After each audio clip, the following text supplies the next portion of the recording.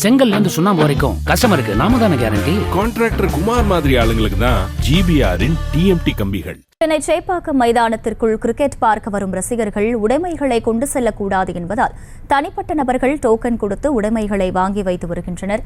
கூடுதல் விவரங்களை செய்தியாளர் சிவபிரகாஷ் வழங்க கேட்கலாம். சிவபிரகாஷ், வணக்கம். தொடர்ந்து அங்கு ரசிகர்களுக்கு வேறு என்னென்ன ஏற்பாடுகள் எல்லாம் செய்யப்பட்டிருக்கின்றன? களத்தகவல்கள் என்ன?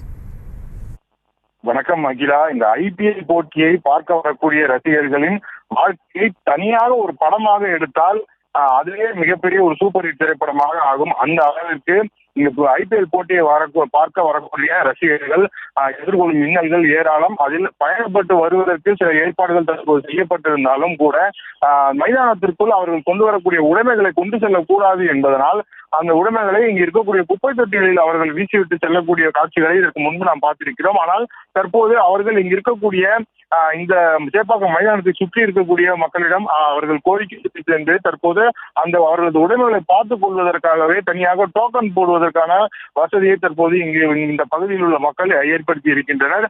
இதன் மூலம் இங்கு வேலைக்கு சென்று விட்டு வரக்கூடிய கிரிக்கெட் ரசிகர்கள் அவர்களது பொருட்களை எங்கோ வீசிவிட்டு செல்வதற்கு பதிலாக அவர்களிடம் கொடுத்து டோக்கன் வாங்கி கொண்டு அதன் பிறகு உள்ளே செல்கின்றனர். போட்டி முடிந்து வெளியே வந்த பிறகு மீண்டும் அவர்களிடம் அவர்கள் கொடுக்கக்கூடிய அந்த போன் எண்ணிற்கு தொடர்பு கொண்டு அவர்களிடம் இருந்து அந்த அவரது உடைமைகளை வாங்கிக் கொள்கின்றனர். இங்கே தமிழ்நாட்டை பொறுத்தவரைக்கும் கிரிக்கெட் ரசிகர்கள் என்பவர்கள் பெரும்பாலானவர் கிரிக்கெட் ரசிகர்கள் தான். ஆனால் அவர்கள் வேலைக்கு சென்று விட்டு வரக்கூடியவர்கள், கல்லூரிக்கு சென்று விட்டு வரக்கூடியவர்கள் என்று பாமர மக்கள் கூட இந்த கிரிக்கெட்டை நேரில் பார்க்க வேண்டும் என்ற ஆசையில் வருபவர்கள் தான் ஏராளம். இந்நிலையில் தான் அவர்களது உடைமைகளை இத்தனை நாளும் இது போல வெளியில் வீசிவிட்டு செல்லக்கூடிய ஒரு சூழ்நிலை இருந்தது. தற்போது அவருக்கு மாற்றாக இங்கு டோக்கன் போடுவதற்கான வசதியை இந்த சேப்பாக்கம் மைதானத்தை சுற்றி இருக்கக்கூடிய மக்கள் ஏற்பாடு செய்திருக்கின்றனர்.